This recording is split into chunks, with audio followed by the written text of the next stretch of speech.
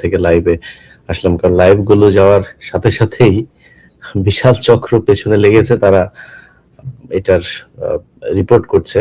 তো যে কারণে মেইন চ্যানেলটাকে আপাতত একটু সেভে রাখতে চাই লাইভ টাইপ থেকে। যাই হোক, যারা দেখছেন আমার এই চ্যানেলটাতে, যারা লাইভ দেখছেন, তারা এটা আপনাদের পরিচিত যারা আছে তাদেরকে জানিয়ে দিতে পারেন যে এই চ্যানেলটা আমার, কারণ অনেকে বিভ্রান্ত হতে পারেন। ফেসবুক পেজগুলো, যে পেজগুলো এখন আছে, আমার ভেরিফাই ফেসবুক পেজটা যেহেতু এখনো ফেরত পাইনি, সেই কারণে আমার এই 1.5 মিলিয়নের যে পেজটা এখন আপনারা দেখেন, সেটার বাইরে অনেক পেজ বের হয়েছে যেগুলোতে নানান ধরনের বিভ্রান্তি ছড়ানো হয়। এটার ব্যাপারে আপনারা সাবধান থাকবেন। আমি যদি নতুন কোনো পেজ বা ইউটিউব চ্যানেল করি, সেটা নিশ্চয়ই আমি আমার ইউটিউব চ্যানেল যেটা আছে সেখানে পোস্ট করে আপনাদেরকে জানাবো, এবং আমার পেজ যেটা এখন 1.5 মিলিয়নের আছে সেটাতে আপনাদেরকে জানিয়ে দেওয়া হবে। যাই হোক, আপনাদের যে বিষয়টা নিয়ে আমরা কথা বলার জন্য এসেছি, সেটা আপনারা নিশ্চয়ই শিরোনামে দেখতে পেয়েছেন। বিষয় হলো যে প্রথমত সবশেষ যে বিষয়টা নিয়ে আমাদের বিতর্কের তৈরি হয়েছে, যে বিসিবির পরিচালক জনাব নাজমুল হোসেন ভাই, উনি একটা বক্তব্য দিয়েছেন। যে বক্তব্যে উনি বলেছেন যে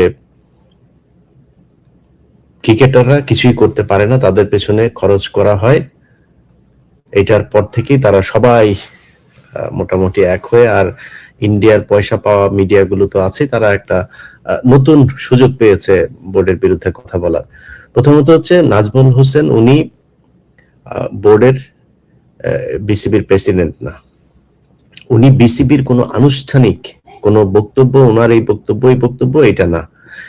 দ্বিতীয়ত হচ্ছে, উনাকে এই ক্রিকেটাররা, উনি প্রথম যেই কথাটা বলেছিলেন যে ভারতের দালাল তামিম ইকবাল, এই কথাটা বলার পর থেকে ওনার বিরুদ্ধে ক্রিকেটাররা সবাই বলবো না, একটা অংশ, যাদের এই যে সবচেয়ে বেশি ফালাফালি করে যেটা মিঠুন, এটার টেস্টের গড় হচ্ছে 18 আর টি-20-র গড় হচ্ছে গিয়ে 10। এই বিশাল মানে পৃথিবীর সবচেয়ে বিশ্বমানের এক অলরাউন্ডার প্লেয়ার তিনি ব্যাপক উত্তেজনা দেখিয়েছেন। উত্তেজনা দেখায় কাপড় চোপড় বিছনা টিছনা নষ্ট করে ফেলার অবস্থা। উনার উত্তেজনা দেখা, আর সারাদিন উনি খালি এটা চায় ওইটা চায়, এটা করা যাবে না। এর বেটা, ভারতে যদি বাংলাদেশ খেলতে যায়, তোরে নিবে খেলতে? তুই কি প্লেয়ারের একাদশে আছিস? তোর এত মাথা ব্যথা কেন? এবং এরা সবাই মিলে নাজমুল ভাইকে যেভাবে অ্যাটাক করেছেন, নাজমুল ভাই ওই জায়গা থেকে তিনি দাঁড়িয়ে থেকে, তার তো খারাপ লাগতেই পারে, তিনি তো প্রতিক্রিয়া জানাইতেই পারেন। তিনাকে চারিদিক থেকে যেভাবে চেপে ধরা হয়েছে সেটার প্রতিক্রিয়া তিনি জানিয়েছেন। এখন বলতে পারেন যে একজন বিসিবির বোর্ড পরিচালক, তিনি তো ক্রিকেটারদেরই অভিভাবক, তিনি কি এটা বলতে পারেন কিনা? হ্যাঁ, ক্রিকেটের অভিভাবক হয়ে তিনি তাদেরকে শাসনও করতে পারেন, আদরও করতে পারেন, সবই করতে পারেন। কিন্তু যেই কথাটা, মানে বিসিবির পরিচালক, উনি আজকে আছেন, কালকে নাই, গতকাল ছিল না, আগামীকাল থাকবেন না, উনার মুখ থেকে কেন বলতে হবে এটা? আপনি ক্রিকেটার, আপনার তো দেশের প্রতি বুকের মধ্যে হাত দিয়ে, তারপরে ওই যে রবীন্দ্রনাথের চুরি করা গানটা গান, তো এই আপনি যেভাবে ভাব দেখান, আপনি বিশাল দেশপ্রেমিক। ইন্ডিয়া যখন মুস্তাফিজকে বের করলো, কয়জন ক্রিকেটার এটাকে নিয়ে ভারতের বিরুদ্ধে কথা বলেছেন? কয়জন ক্রিকেটার প্রতিবাদ, এই তামিম যিনি কিনা এত দেশপ্রেম দেখাইতে আসলেন, তিনি প্রতিবাদ করেছেন ভারতের? এটা করেন নাই। এখন ওনাদের মূল চাহিদাটা কি? চাহিদাটা হচ্ছে ওনারা খেলতে যাবেন।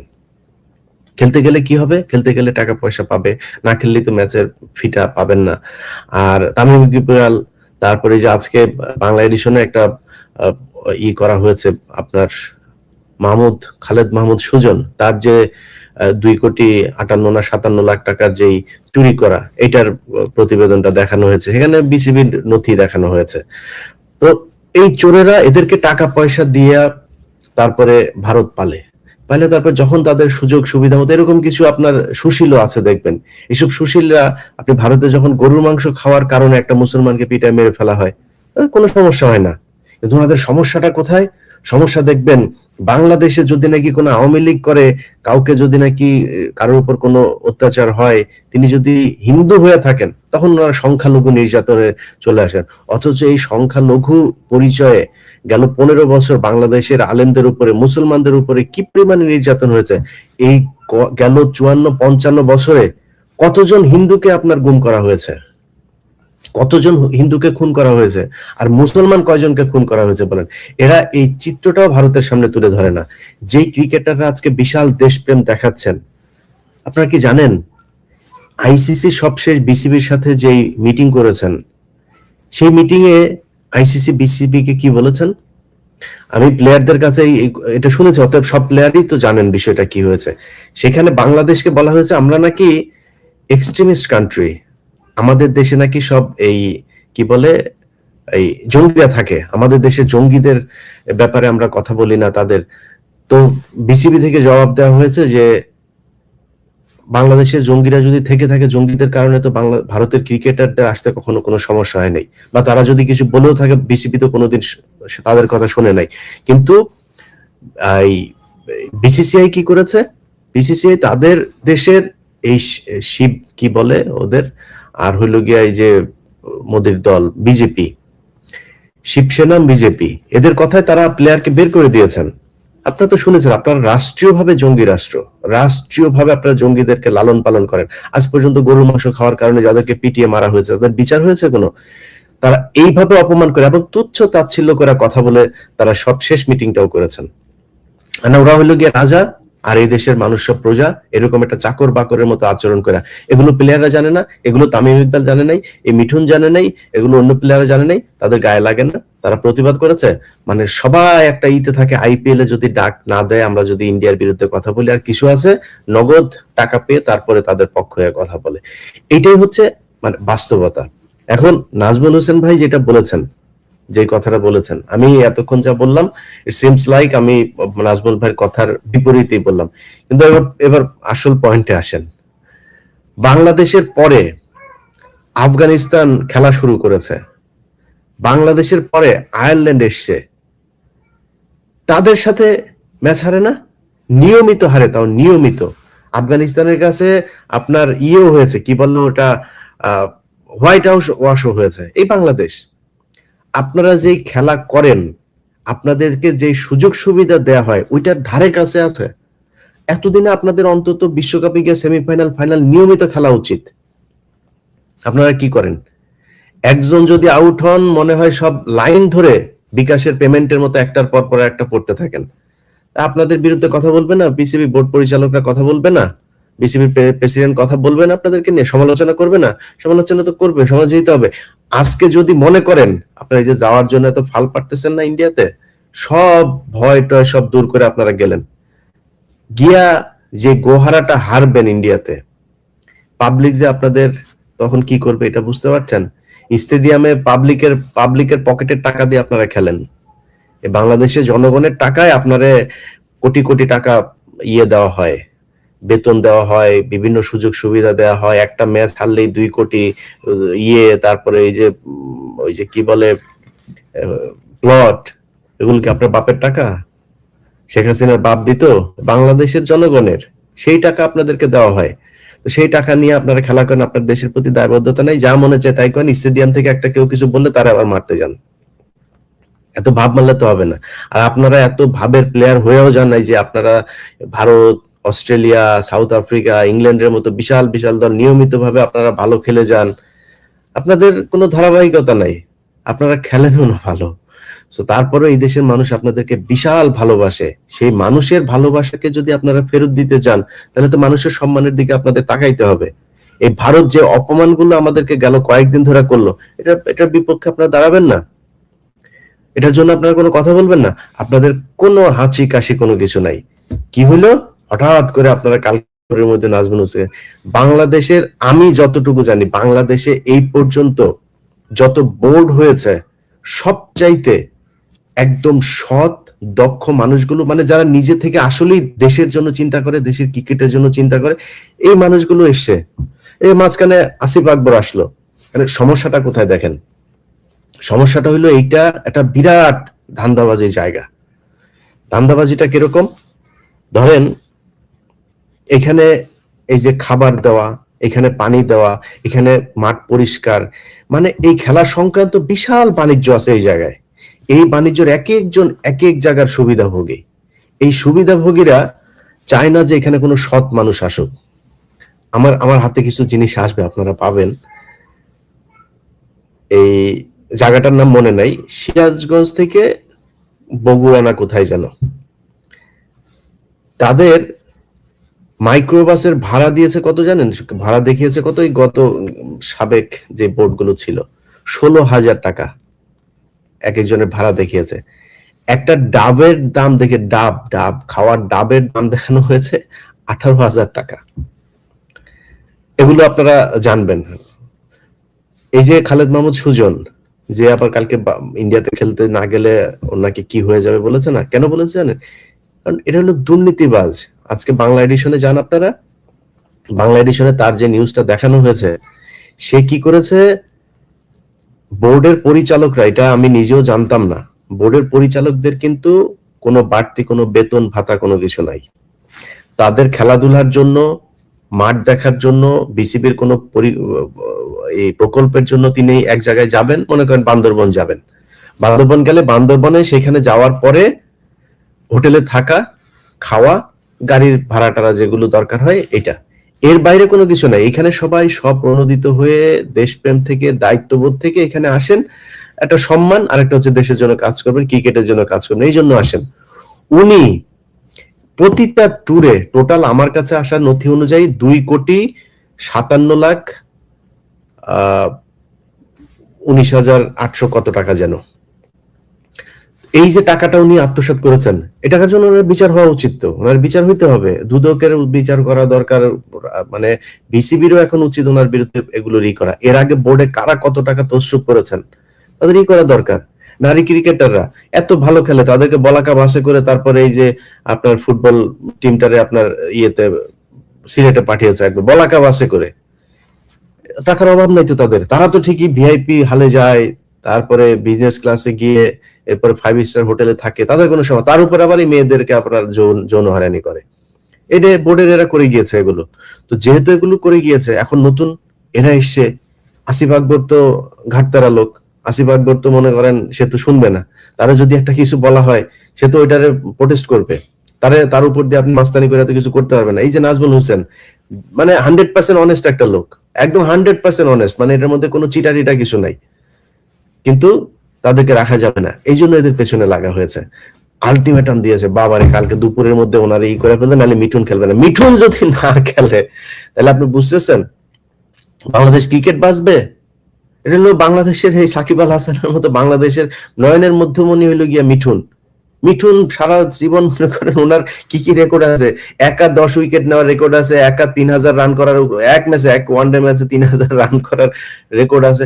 রেকর্ডের অভাব নাই, রেকর্ডের সরাসরি আলটিমেটাম দেয় দুপুরের মধ্যে নাজমুল হোসেন রে এই করে ফেলতে হবে। নাজমুল হোসেন রে রাখলে চুরি করা যাবে না, আসিফ আকবর রাখলে চুরি করা যাবে না, এই যে আমিনুল ইসলাম, এদেরকে রাখলে। আরেকটা মানুষ আপনাদের কাছে অনুরোধ থাকবে, বোর্ডের যদি সুযোগ থাকে, মোহাম্মদ রফিক, গ্যারান্টি দিলাম, গ্যারান্টি 100% অনেস্ট একটা লোক, এরা যদি পারেন কোন জায়গায় কাজে লাগায়েন। এই ধরনের লোকগুলো থাকলে এরা চুরি করতে পারবে না, এটা হচ্ছে সমস্যা। ইন্ডিয়ার কথা শোনানো যাবে না।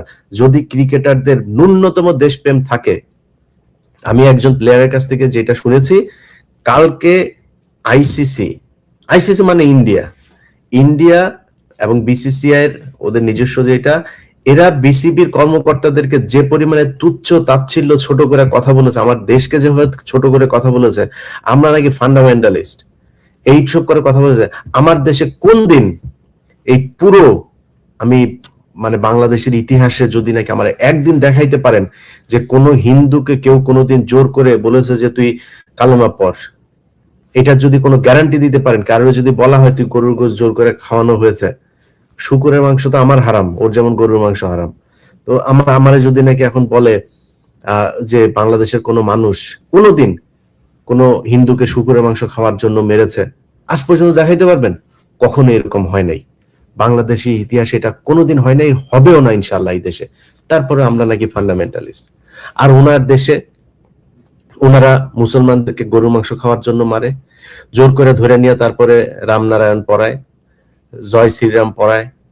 ভাই এগুলি পড়ায় যদি নাকি হইতো, এই হিন্দু বানানো যাইতো, তাহলে তো ভাই সারা পৃথিবীতে বহুত হিন্দু থাকতো। আপনারা ধর্ম নিরপেক্ষতা, আপনারা এই এই কি বলে বাক স্বাধীনতার কথা বলেন, ডাক্তার জাকির নায়ক এ তো মনে করেন মানে উগ্র কথাবার্তা বলে নাই, তাই না? আপনাদেরকে বুঝায় তারপরে তারা ধর্মীয় ব্যাখ্যা দিয়ে কম্পারেটিভ রিলিজিয়ন নিয়ে তিনি পড়াশোনা করেছেন, তিনি এটা নিয়ে করেন, আপনার ধর্ম নিয়ে কটাক্ষ করেও কিছু বলে নাই। আপনি যখন তারা কটাক্ষ করে কিছু বলেন যে রাসূল সাল্লাল্লাহু আলাইহি সাল্লাম বিয়ে করেছেন, কেন এতগুলো, তা আপনারা যদি নাকি রাসূল সাল্লাল্লাহু আলাইহি সাল্লাম বিয়ে যদি নাকি 4টা করে থাকেন, আপনাদের 40,000 করার মতো দেবদেবী আছে, 70,000 করার মতো আছে, 60,000 করার মতো আছে। তা আপনার ওইটা নিয়ে আপনার গায়ে লাগে না? তখন আপনার বোঝানো হয়। এখন ডক্টর জাকির নায়েকের সবচেয়ে বড় যেটা, সেটা হচ্ছে যে উনি কি করেন, উনি বলেন যে কোরআনের মানে একদম সত্যি, উনি সরাসরি উনি স্বীকার করেন যে কোরআনে এখন পর্যন্ত 80% সত্যতা, সায়েন্সের সত্যতা পাওয়া গিয়েছে, 20% পাওয়া যায় নাই মানে এখনো প্রমাণ হয়নি। প্রমাণ না হওয়া মানে আজ থেকে 100 বছর আগে কি মোবাইল ইউজ করতে পারতো নাকি? আজ থেকে 100 বছর আগে কি কোনো মায়ের পেটে ছেলে হবে না মেয়ে হবে সেটা জানার সুযোগ ছিল নাকি? তো অনেক কিছুই আগেও আবিষ্কৃত হয় নাই, এখন আবিষ্কৃত হচ্ছে। আবিষ্কার হয় নাই তার মানে কি এটা সম্ভব না, এটা মিথ্যা না? আবিষ্কার হয় নাই মানে হয় নাই। একসময় মানুষ জানতো যে সূর্য ঘোরে, এখন জানে পৃথিবী ঘোরে, তার মানে কি সায়েন্স তো ভুল করেছিল? সায়েন্স ভুল করেছিল দেখে সায়েন্সের কোনো কিছু মানা যাবে না? কিন্তু কোরআনের আজ পর্যন্ত যা যা প্রতিষ্ঠিত হয়েছে, জানে না সেটা অন্য জিনিস, কিন্তু যা যা এসেছে কোনোটা কি মিথ্যা প্রমাণিত হয়েছে? হয় নাই তো। তো ডাক্তার জাকির নায়েক সেটাই বলেন, সেই লোকটাকে আপনি ওই দেশে থাকতে দেন নাই। কারণ কি, ওই দেশে যদি আর 5 বছর জাকির নায়েক থাকতো, তাহলে তো আপনি আর লোক খুঁজে পাইতেন না, লোকে খুঁজে পাইতেন। এখনই তো আপনাদের এই চোনামোনা নিয়ে তো মানুষের নানান প্রতিক্রিয়া। আপনার দেশের লোকজন, একজন বিচারপতি ওই দিন ভারতের, তিনি বলছেন মানে খুব মানে যৌক্তিক কথা, উনি ওনার হিন্দুদেরকে, ওই সাংবাদিকরা প্রশ্ন করেছে, সাংবাদিকদের বলছেন যে আপনি কেন গোমাংস নিয়ে, গরু আমাদের মাতা, আপনি এগুলো নিয়ে এই কথা বলেন কেন? সেই লোকটা তখন বলেছে যে আমার এটা নিয়ে কোনো সমস্যা নাই, আপনারা যদি আমাকে মানতে বলেন আমি মানবো, যদি একদিন নরেন্দ্র মোদী গরুর চোনা খায়। তাইলে খায় নাকি? কোনো ব্রাহ্মণ খায়? কোনো ব্রাহ্মণ গরুর গোবর খায়? গোবর খাওয়ায় কাদেরকে? যাদেরকে খাওয়ায় তারাই মনে করেন এই যে এই কলকাতায় এসে তারপরে হুমকি দেয়, বাংলাদেশে নাকি এসে তারপরে সব দখল করে নেবেন। আসিস বাংলাদেশে, বাংলাদেশ, এই দেশের প্রতিটা মানুষ এক একজন যোদ্ধা, প্রতিটা মানুষ এক একজন যোদ্ধা। আর এই যোদ্ধাদের অস্ত্রের পাওয়ার নাই, কিন্তু যেই পাওয়ার আছে সেই পাওয়ার উপর থেকে আসে। ওইটারে নিয়ে লাগালাগি করে তারপরে দেশ দখল করে নিয়ে যাবেন, এত সোজা না। এখন হাসিনা নাই। সো এই মূর্খ এগুলোর দিয়ে এই যে কলকাতায় যে পশ্চিমবঙ্গের যেই মানে যেগুলোর যেই হিন্দুগুলো আছে, এদের কিন্তু সারা পুরো আমেরিকায় এদের প্রচন্ড ছোট তুচ্ছ তাচ্ছিল্য করে দেখা হয়। বাঙালি শুনলে ভারতের কোন জায়গায় বহুত ভালো ভালো অভিনেতা আছে বলিউডে, শুধু বাঙালি এই কারণে টিকতে পারে নাই। খোঁজ নেন দক্ষিণ উত্তর যেখানে যাবেন, বাঙালি এদেরকে প্রচন্ড ঘৃণার চোখে দেখা হয়, ভারতেই দেখা হয়। এরা এসে বাংলাদেশের উপরে চালায়। এটা বাংলাদেশ যেটুক হাগে তোরা একটু খাওয়ার সুযোগ পাইস। বাংলাদেশের মানুষের জীবনযাত্রা সম্পর্কে তোদের কোনো আইডিয়া আছে? তোদের ওইখানে তো মানে এই আমার তো পাশে, তাই না? আমি তো জানি ভারতের কি অবস্থা। ভাই আমার ফ্যামিলির লোক গিয়েছে ভারতে, বহু আগের ঘটনা, আমার মার চিকিৎসার জন্য। একটা মাছ কিনে এনেছে, বড় মাছ, সেই মাছ কেনার জন্য পুলিশ ধরেছে যে তুমি এটা কিনছো কেন, এটা তুমি কিনতে পারবে না, কাইটা কিনতে হবে। এই যে আমি ক্রাইসিস তৈরি করেছেন দাদা আপনি বাজারে, বুঝছেন? ওইটা কিনলে ক্রাইসিস তৈরি হয়ে যাবে। এই অবস্থা তোদের। খেয়ে এসেছেন না, যে খাবেন, হ্যাঁ, বাইরে গিয়ে হাগা, এটা এই জাতি তোরা এসে আমাদের সাথে এসে মাস্তানি করতে আসিস। এদেরকে কাজে লাগাই ব্রাহ্মণরা তাদের এই একটা ধর্ম ব্যবসা করে। বলেন তো ভাই, আপনারা ভারতের পশ্চিমবঙ্গের অনেক মানুষ আছে, আমার ভিডিও দেখেন, আপনাদের কমেন্ট ইমেল টিমেলে পাই। বলেন ভাই, বেশিরভাগ যদি আমার ইমেল যারা করে মুসলমানেরাই করে, হিন্দুরা মাঝে মধ্যে থ্রেড করে। মুসলমান ভাই হিন্দু ভাই যারা দেখেন আমার ভিডিও, আপনি একটু বললেন আপনার পাশের ব্রাহ্মণ রে একটু যা বলে একটু গরুর চোনা খাইতে। আপনি তো খান, আমার কোনো সমস্যা নেই, এটা আপনার ধর্ম অ্যালাউ করলে আমার কোনো সমস্যা নেই। আপনি গরুর চোনা খাবেন, আপনাকে আপনার ধর্ম সেই অধিকার দিয়েছে। আমার ধর্ম আমাকে অধিকার দিয়েছে গরুর গোশত খাবার। আমার ধর্ম আমাকে বলেছে যে গরুর চোনা যদি তোমার গায়ে লাগে তুমি নাপাক হবা, তোমার পাক হয়ে তারপরে ইবাদত করতে হবে। এটা আমার ধর্ম, আর আমার ধর্ম আমি মানবো, আপনার ধর্ম আপনি মানেন, কোনো সমস্যা নেই। তা আপনার ব্রাহ্মণদের যায় বলেন যে ভাই একটু গরুর চোনা খাও, একটু গোবর খাও, এটা তো অনেক ভিটামিন, তো গরুর গোবরে তো অনেক ভিটামিন, একটু খাইতে বললেন। তাহলে আমরা বুঝবো যে হ্যাঁ ঠিক আছে, মানে আপনারা বুঝবেন যে না ঠিক আছে, তাহলে এটা ওনারা আমার গুরুজনেরা যা বলে তাহলে এটা ঠিকই আছে। এই ব্যবসায়ের এই যে অস্ত্র হিসাবে আপনারা কাজে লাগেন, সারা জীবন এই অচ্যুত হয়েই থাকতে হবে। আর এই কলকাতায় বসে বসে তারপরে ভারতের হুমকি দিতে পারবেন, এর বাইরে আর কোনো কিছু পারবেন না।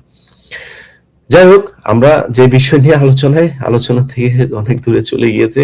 বাংলাদেশ ক্রিকেট বোর্ডের ক্রিকেটারদেরকে বলবো, ভাই একটু সামনের দিকে, 2 দিন পরের দিকে তাকান। মনে করেন কথার কথা, আপনি এই আইসিসির ক্রিকেটে খেলতে গেলেন, মনে করেন খেলতে গেলেন, আমরা কিছু শর্ত টর্ত তো তাদেরকে দেওয়া হয়েছে, আমরাও কিছু শর্ত দিয়েছে, সেই শর্তের পরে একটা সমঝোতা হইলো, আপনারা খেলতে গেলেন। এখন 2টা অল্টারনেটিভ হইতে পারে।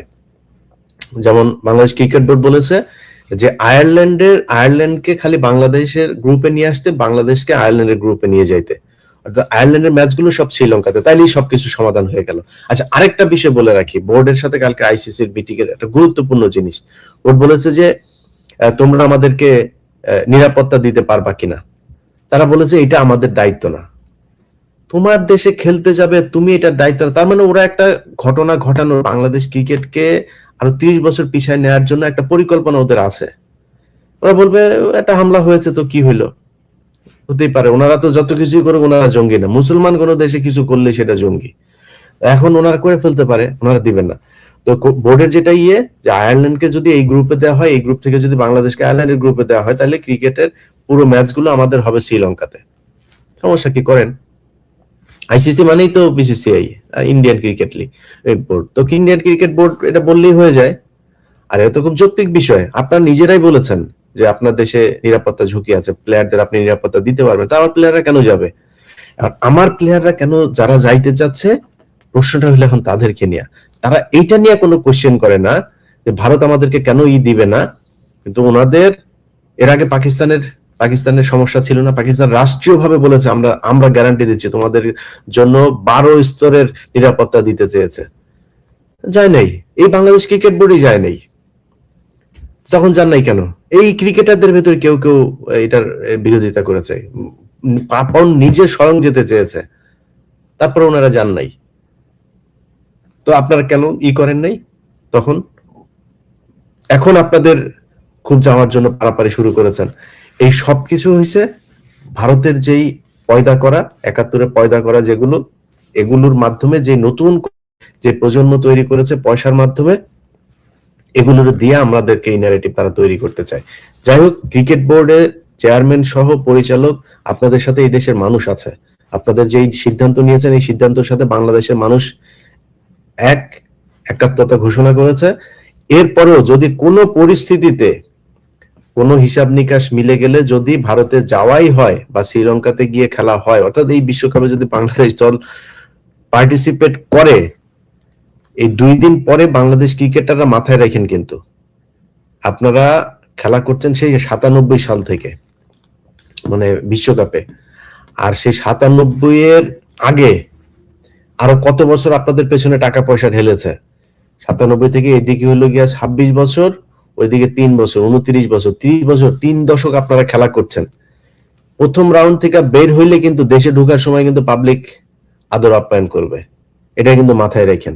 সো বাংলাদেশের মানুষের আবেগ নিয়ে খেলা না করে ক্রিকেট খেলেন, ভালো খেলেন, বাংলাদেশের সম্মানের জন্য কথা বলেন, যেটা করলে দেশের সম্মান থাকবে। শুধু নিজের পকেট ভরার জন্য খেলবেন, আপনারা কেউ কিছু বলতে হয় না, আপনি ভালো ক্রিকেটার হয়ে গেছেন দেখা মাঠের একজন এই দর্শক আপনারা কিছু বললে আপনার গায়ে লেগে যাবে, তারে ব্যাট ছুঁড়ে মারবেন, ক্যাপ ছুঁড়ে মারবেন, লাথি মারবেন, ঘুষি মারবেন, এটা করা যাবে না।